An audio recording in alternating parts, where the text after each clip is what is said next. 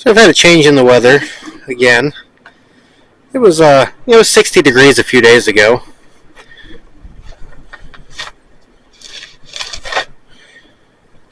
So, with that in mind, I brought a new project into the garage. With the weather doing that, there's really only one sensible thing it could possibly be. A lawnmower. Specifically, this is a snapper. There might be a model on it, I don't know. What I do know is that it's powered by an 8-horse Tecumseh engine. The guy I got it from says that it was in his yard when he bought his house. The engine does spin over. Feels like it has about the compression I'd expect out of it. He's never tried to start it, just says it spins over and that's good enough. So I guess let's see what it does. We'll start with gas. I'm almost hoping there's not any in there. It smells like gas. It smells like old gas, but gas. Intake's probably full of leaves. I should probably pull that off and clean it. Yeah, sounds good. Let's see what we can do about it. For starters, I guess we'll see if we have spark. My socket's not here, it's in the other building. So I'm just using a different spark plug. Looks like we have great spark. See if the kill system actually works. It would be nice to shut it off if it does get started. Doesn't look like the kill switch works. So that could be bad. This might actually have a throttle mounted kill on it.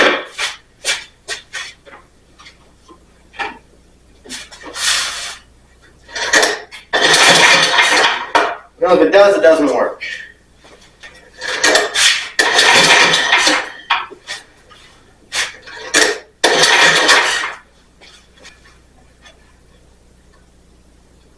Oh, what if I just...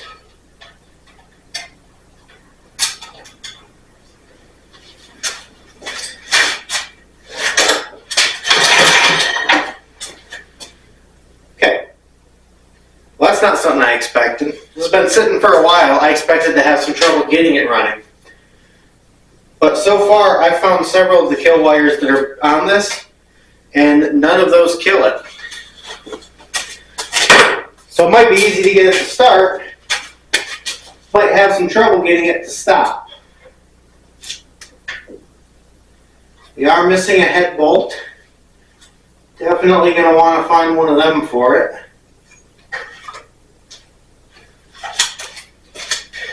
I think I'm going to pull that recoil, get to the coil itself, and just see. Apparently the kill wires aren't actually hooked up on the inside. The first thing I'm pulling is the air filter housing, because it's going to be blocking one of the bolts I need to get to take the start assembly off. And while that's off, I'm probably going to put a new rope in it, because it does look pretty old. Which supports the theory that the guy told me, which is that he bought his property with it sitting there. I should probably just pull the carburetor and clean it, but it makes sense, and I don't do that. It's like some 1/2-inch bolts.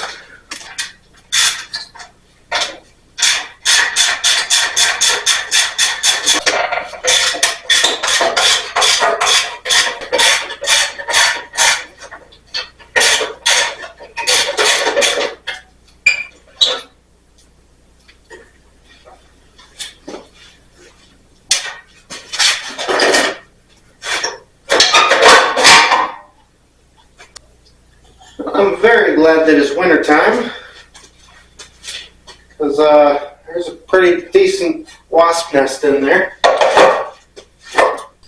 Oh yep, there's the kill right there. Completely unplugged. Wondering if that was on purpose or if it just got pulled at some point. can't crank the engine now.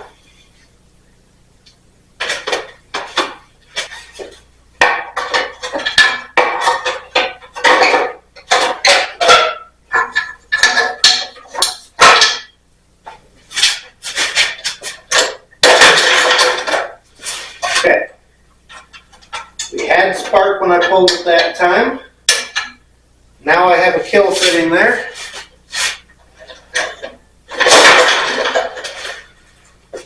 Really don't want to bolt that back on.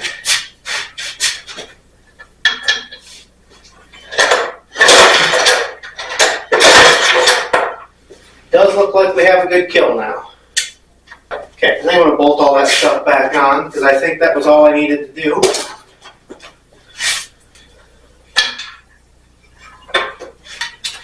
Not sure why that was off of there.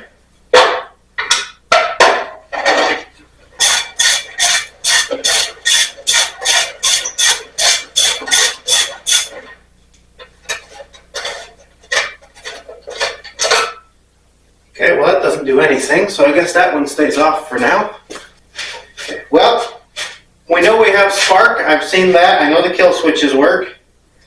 Feels like we have compression. I could do a test, but these are fairly low compression engines, and what I'm feeling, I'm just going to go with it for now.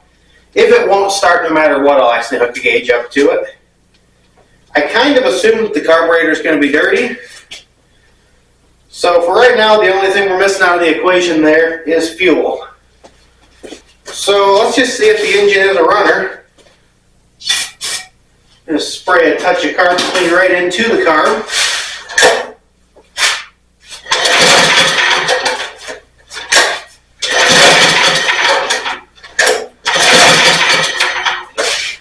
Yeah, maybe a little more, who knows.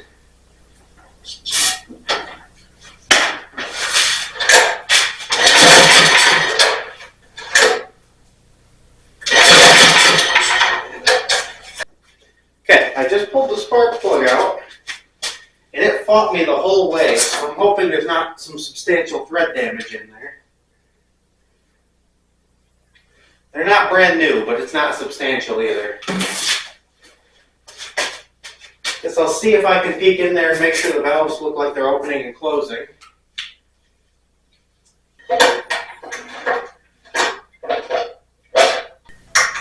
Yeah, the valves are working.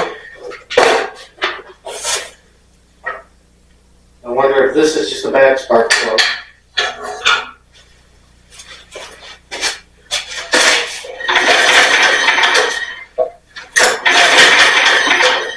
It sure don't look like it.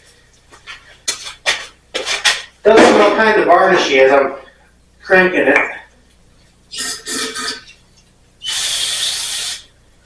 Gonna spray some cleaner right on the plug itself. See if maybe it's just varnishy from being fouled, or fouled because it's varnishy, I mean.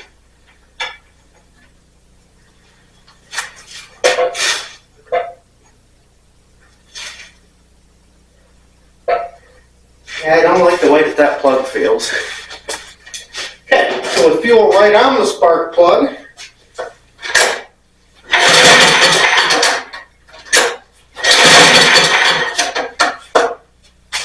doesn't want to fire.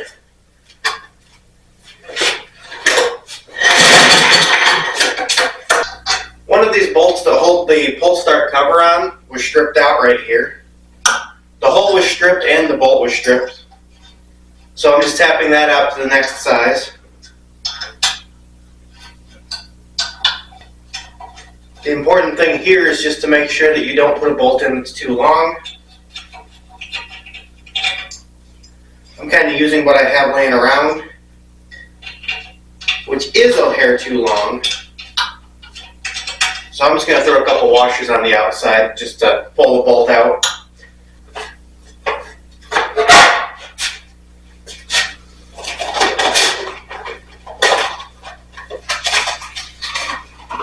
On a much newer, nicer mower, I probably wouldn't do this. I'd just go get the right bolt.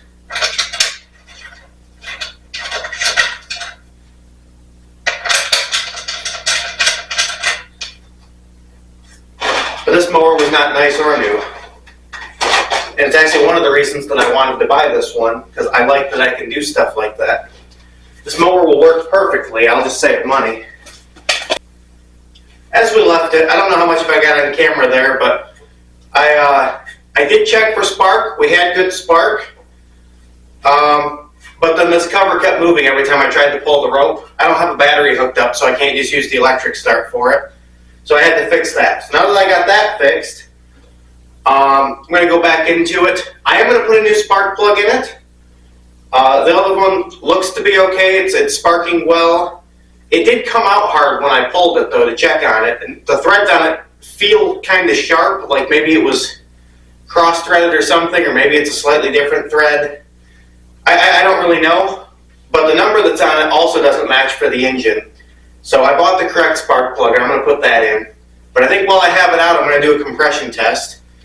Because I had spark, I sprayed something into the intake. It did feel like I had compression, but I haven't checked it with the gauge. But even despite having the spray into the carb and having spark, it didn't seem to want to fire. So we'll get that spark plug out and do a compression test. Get that threaded into there. And I like just pulling it over real slowly to make sure that doesn't interfere. And it doesn't. So now I'll get my gauge hooked up and give it a few good pulls. Open the throttle wide open.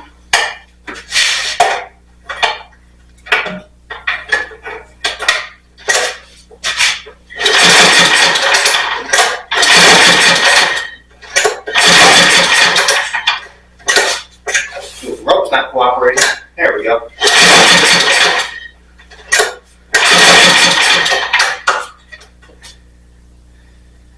Well, we're only showing just a hair under 80, which sounds pretty low, but a lot of old mower engines like this are actually very low compression. So I'll look that up and see if that's right. Alright, I looked it up, and I guess anywhere around 60 to 75 PSI is good for these. It's about what you should expect. That is coming straight from an actual service manual. And I was right about 75, maybe even a little bit above it. So my compression, I guess, is good. So I got the new spark plug, and I even sprayed a little bit of gas onto the plug just to get it directly in there. So I'm going to put that in, just pull it and see if it fires that way. Those plug threads do worry me, because I can still feel the resistance putting the new spark plug in. So we got that, and I guess we'll see if it does anything.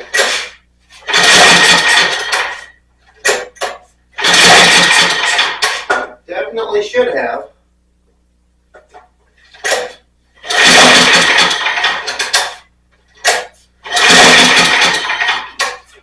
But it's not.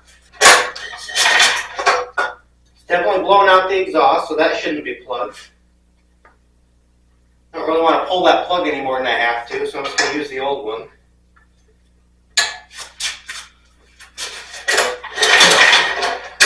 Still getting good spark. Okay, now what I've done here, I put actual gas in the tank just because I was going to see if the carb leaks. I'm sure I'm going to have to pull off the carb and clean it, so I probably will do that in a few minutes.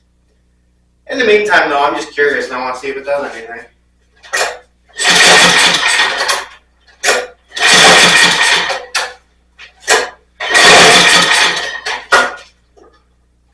Take the throttle linkage off the carburetor here.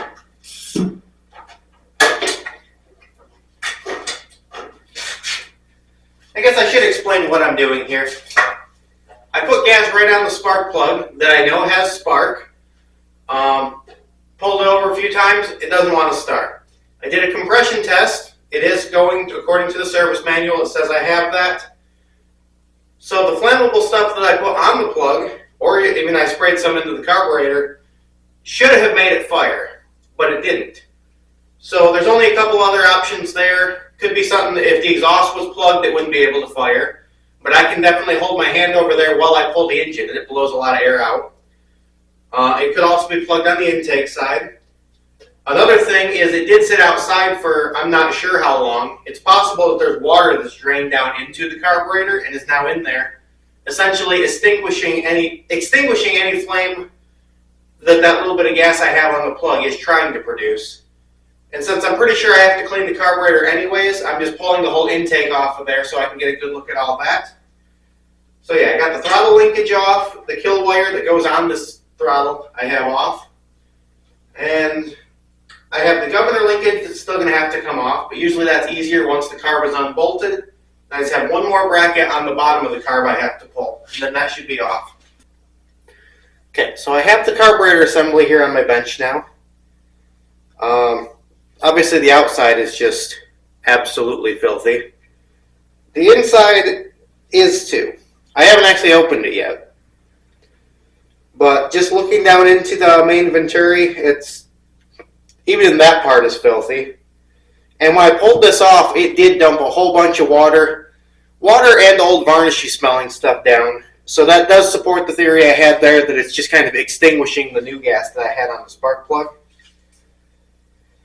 So there's a decent chance, since I've already pulled this and let all that out, that it might even start now.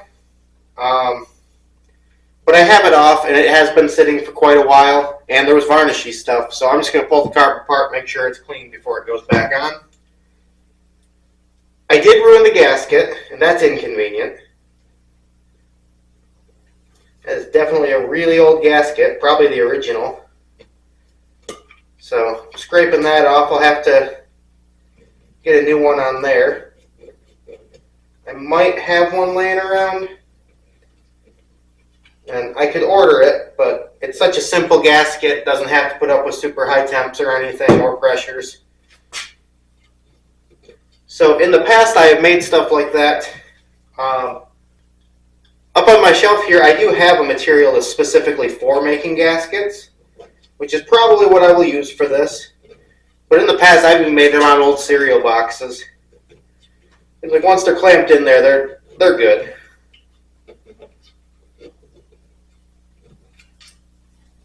Clean that up a little bit. I guess I can get back to cleaning the gasket area. I'm more anxious to see what's actually in this float bowl. This bottom part here, it's a jet and it's what holds the bowl on. So it shouldn't be too tight. If you tighten these any more than snug, usually they just snap right off. There's a little bit of a gasket that goes right up on there against the float bowl. There's a little bit of gross looking stuff in there. My camera won't let me focus in close enough to actually show that to you. Got some liquid that just came out of it. I think it used to be gas, but it sure isn't now. And I'm going to try my best to just kind of gently knock this bowl loose. I assume I'm going to end up having to replace that gasket because it's very old. Okay, so that's off. Honestly, I expected worse. Some pliers here, pull the float pin out. So the float itself can come out. Especially with these old brass style floats. First thing you want to do is give them a quick shake and make sure there's no liquid inside. I would even recommend getting a cup and just filling it with water and holding it under and seeing if any bubbles come out. Because it used to be a problem, and it's a way bigger problem now with ethanol and stuff in the gas, is they tend to corrode this stuff and you get a little pinhole. If you're careful, you can solder them back shut once you've removed all the liquid out. So this one doesn't show any obvious signs of leaking or damage. I will do that test before I put it back in, but it doesn't. If I shake it, I don't hear anything. So I guess I'll say it now, because if it's not leaking, obviously I'm not going to break it just so I can show you how to fix it. But essentially, yeah, you would find where the hole is by holding it in water. And then to get the liquid out of it, you get something like, it doesn't necessarily have to be boiling water, but very hot water. And you'd submerge this, and it'll expand because the air inside expands and it pressurizes the float, and it'll actually shoot the liquid out the hole. So I'm hoping that I don't have to show you that, so I'm just explaining it.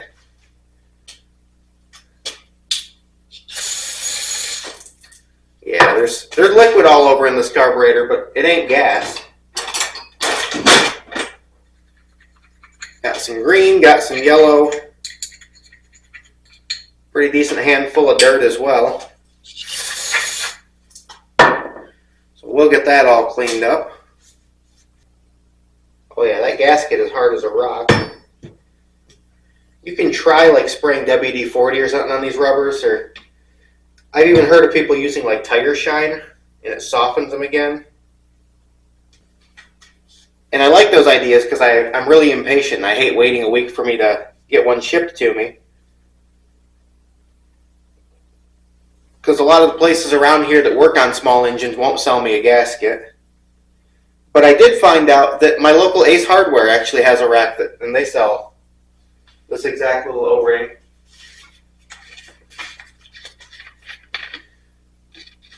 But even though they are available, I'm still stubborn. So I'm still going to WD-40 it. And actually, just sitting here playing with it, it has softened up a little bit. So there might be some hope that that'll still work for me. And that's good, because my Ace Hardware is already closed for the day. So if I can get this to soften up enough that I think it'll seal, I might be able to get this back on here tonight. And hopefully even finish my video. That is WD-40. It's not Dr. Pepper. It's a container I had available. I think I'm just going to scrape some of this dirt off of there. You know, it doesn't have to have the outside clean to operate as a carburetor. But I guess, for one, I have it out, and it just seems like it's better if it's clean. It doesn't have to be. The outside could be filthy. It would still be clean on the inside. It would still run. But also, anything I leave on the outside might find its way back to the inside as I'm reassembling it and handling it everywhere. So I won't get it spotless, but any of the stuff that just comes right off real easy, I'll brush or spray.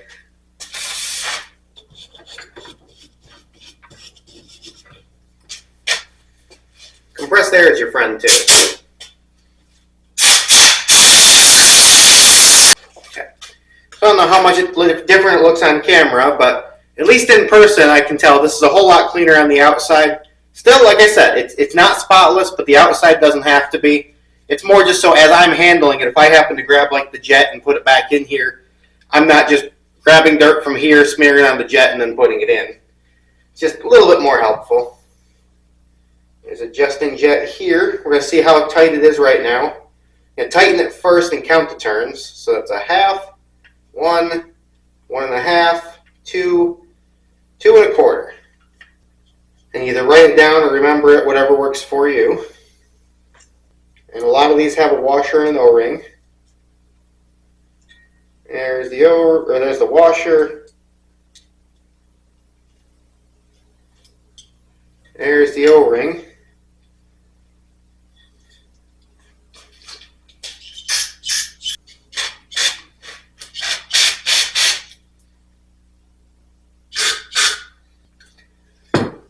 Now, in a lot of ways, you don't even have to know how a carburetor works to really clean it. Just if you see a hole, spray something through it and see if it comes out. But it definitely does help to know how it works. And getting an understanding of how it works isn't really as difficult as some people may think it is. Essentially, you know where you took the gas line off, so gas has to get in there, and the best way I can describe a carburetor is not my own, and I'm not taking credit for it. The guy that hosts like what's his channel, the Vice Grip Garage, calls it the fuel make it happener, and that's exactly what it is. So essentially, it's gas is coming in here, air is coming in here, and then the fuel, the gas and air mixture comes out here to the engine and supplies it. As far as how it does it, well, air, I think that's pretty obvious. There's just a big tube there. The gas comes in through this part here. So if you're curious what happens next, you can spray something through it, whether it be air or cleaner or whatever. So if we spray it through there, I already know where it's going to come out. But in case you don't, just spray something through it. And and it comes out this hole here. So that means since that was there and it came out here, we know that the float bowl is getting gas. So with the bowl on there, it will fill. That, of course, being metered by this little needle, and the float does exactly what it says it is. When the float bowl gets too full, the float floats up and the needle plugs it off. Then that port that we sprayed through won't be able to flow anymore. But then the gas has to get from in here to the rest of the carburetor. At some point, it has to mix with the air here. So you can just kind of look it over and just see where it might do that. And just keep doing that until you know everything is clear and flowing, and put it back together. And I did count the turns when I removed that adjuster screw, and there's one on that thing I took out of the bottom too. And I counted that one as well, just now, not when it was in it. But just because it's there doesn't mean it's right. Just keep that in mind. You know, somebody else could have easily had it adjusted wrong. And I'm just kind of spraying a little bit of cleaner on everything. You got to watch all your rubber and plastic parts. The cleaner will eat some of that. Looks like I do need a new O-ring for that bottom. If you bought a kit, it would come with it, but I didn't. I do keep a whole bunch of O-rings on hand, though. So set the old one aside. Put my new one in. I've already kind of cleaned this part here. So I'm just going to go ahead and put my washer there and put this bottom jet back in. This bottom jet controls it. It's your main jet on this Tecumseh style carburetor. It was about 1.5 turns out, and that seems like a pretty good starting point for it. You'll adjust it as needed once it's running. There's half, one, about 1.5. The other O-ring on here is still okay, so I don't have to worry about that. Nice and pliable. I'm going to go ahead and put that one back. That screw could stand to be cleaned up a little. The springs that go on these adjusters are just pretty much for tension. Kind of works like a lock washer. If you don't put them on there, they will vibrate loose and fall out. And then the way to set them, remember I counted the turns on the way out. It's just I tightened them. I counted where they were as I turned them in to see how many turns. So now you just slowly turn it in until it bottoms. Should be any time. There it is. Just real lightly it's seated. Now this was 2 1/4. So we got half, 1, 1.5, 2, and 1/4. That's where they had it set. I don't know exactly what spec for it is, but that's a good starting point. I can adjust it from there if needed once it's back on and we're running. And every hole I can find on this carburetor, stuff flows real nicely through. Okay, so right there, I put the needle. It has a little clip on the back of it. I hooked that to the float. Then I put the pin back in it. The float bowl will hold that pin in place. Now that moves there. Now I have to make the decision on whether or not to use this O-ring again. Or to find another one, I guess. I said I didn't have one. I might. I think I'm going to try using it and just hope for the best. As I'm stubborn and impatient and can't wait until tomorrow. I mean, it fits around there pretty well. And I tell you, it's not ideal. We're going to try it, though. And if it leaks, I'll tell me I told me so. It does feel like I'm squishing it a little bit, so it might still have some life. There's a little fiber washer on this jet that holds the bottom on too. Like I said, tight is tight enough. You really don't want to crank these. And get it to where it's just feel some resistance and just a little more. So that's on there good. So this carburetor is pretty much clean. Well, the carburetor is clean. There's no pretty much. It's clean. It's ready to go back on. But I do need a gasket. And I'll look around, see if I can find one. Alright, so I got the carburetor cleaned. I got the gaskets, the old gaskets off. I found the gasket for a replacement there. I had to clean the old gaskets off of both the engine and the intake. There's lots of ways to do that. They sell scrapers. I usually use it just a razor blade, like out of a utility knife. You just kind of, you got to be careful with it. Don't want to gouge it. Good rule of thumb here too. With tightening anything, no matter what it is, start all of the bolts in before you tighten any of the bolts. So a lot of times if you tighten this one here and then try to put the others in, they might not line up perfectly. Okay, the carburetor is back on. I just have one more problem I need to deal with. That's that I put gas in a little while ago, kind of seeing if it would leak or if it would do anything because I was curious before I pulled it. And it started leaking from the fuel filter. The line didn't look like it was on all the way, so I pushed it and the fuel filter just broke. So I need to do something about that now.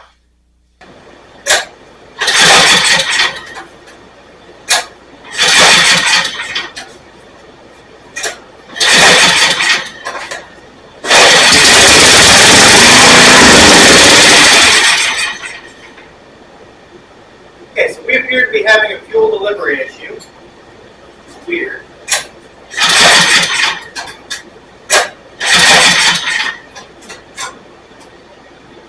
So to check for fuel flow, I'm going to pull that bowl back off.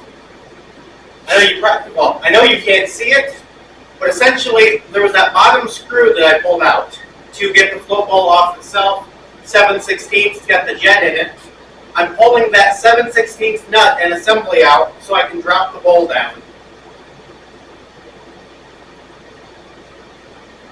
Okay, I don't need to. I loosened it and fuel came out. So honestly, I think a few more cranks and we'll be up and running.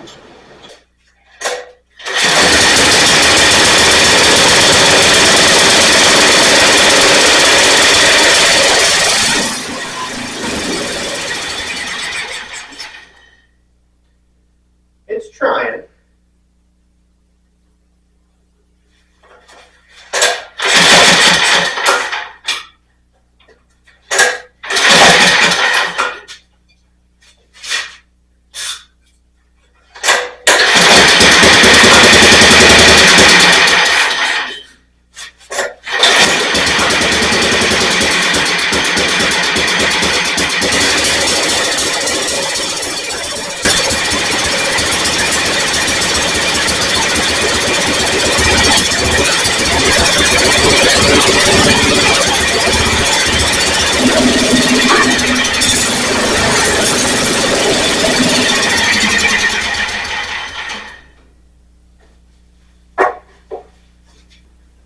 So it was running, but it didn't run well. It's kind of kept trying to stall out.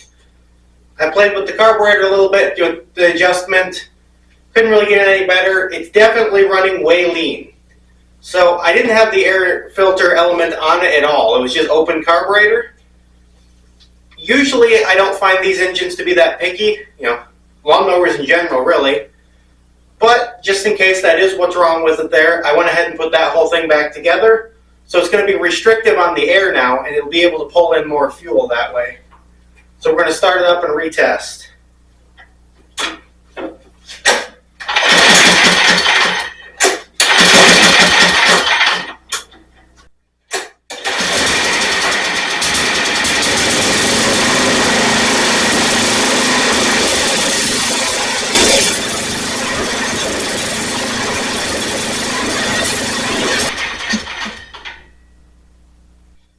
An important thing to remember when you're doing the carburetor, when you pull it apart, is checking the height of your float. Essentially, it's the point of it where it's going to shut off the fuel when it starts to float up. This one didn't look right, but it's been a while since I've had one of these engines apart. It looked like it was way too low. But like I said, it's been a while since I took it apart, so I just kind of let it go. I put it together.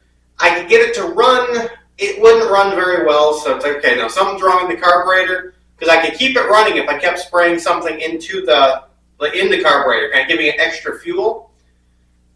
So it's like, finally, I guess I just decided the carburetor had to come back off. Obviously, I had missed something. So I have the float height set properly now. which usually on most carburetors I can't say it's every carburetor, but a good rule of thumb is when you flip the carburetor over, the float should sit kind of level with where the bowl meets it. There are exceptions to that, though. But that's where I have it set now, and it was set very low before that. So now we're going to put it together, and I imagine it's going to do a lot better now. So I've got the carburetor back on. The float is set properly now. And I believe that this is going to run perfectly. Let's hope, though, right?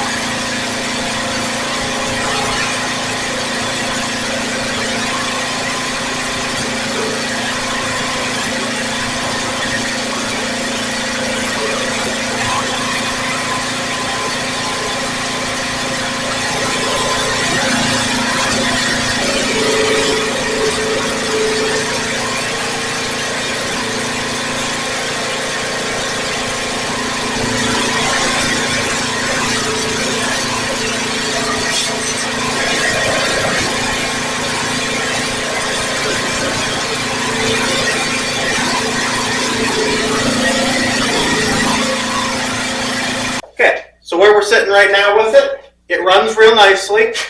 I couldn't tell you if the electric start works. I don't have a battery in it, but it has a pulse start and it's an 8-horse. It's not hard to crank. I'll probably work on that another day, but it probably won't be in this video. Maybe I'll make another video. I don't know. I probably won't. These are a pretty simple system. Essentially, there's well, let's look at the system.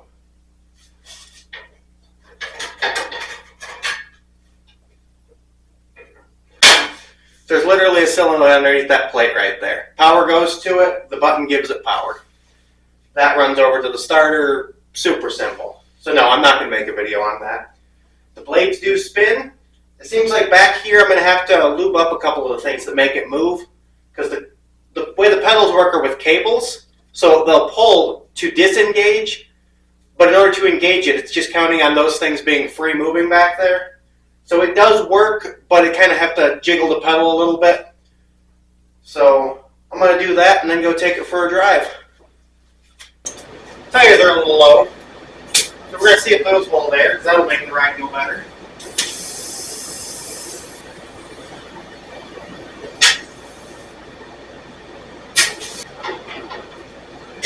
I don't know if they'll hold air, but they all took air. They're holding at least for a little while. Now I'll get turned around and I'll take it outside.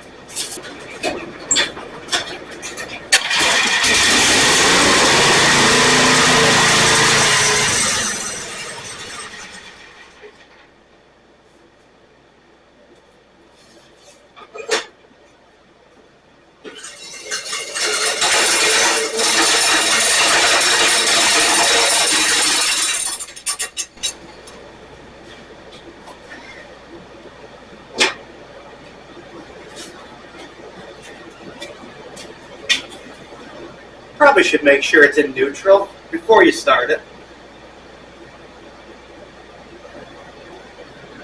Yeah. Let's try that again. In neutral this time.